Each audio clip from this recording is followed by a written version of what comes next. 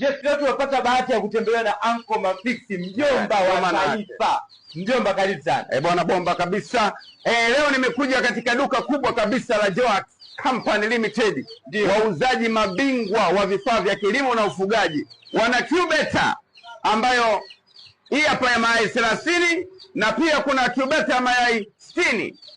Unafuga kisasa. Unaona mambo hayo? Unafuga kisasa. Wakati hao wanaendelea kupanda na wewe huku ngoma inalaza, watu wanatotoleka kama hivyo unavyoona. Kwa hiyo ndani ya muda mchache tu unakuwa na vifaranga vingi na ushaongeza. Mjomba, nataka nikuulize. Kwa nini watu nauliza kwa nini uwe na incubator?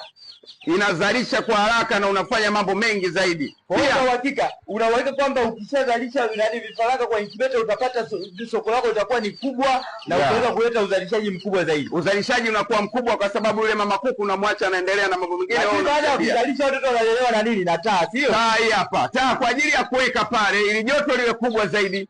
Usiwaleki jinga jinga, unatakiwa uleki Babylon kwamba anakaa vizuri. Taa hii hapa. Kuku anakuwa kwa vizuri kabisa. Ndani ya muda mchache. Bwana wako bomba sana hao, kwa sababu incubator yetu inafanya kazi kubwa.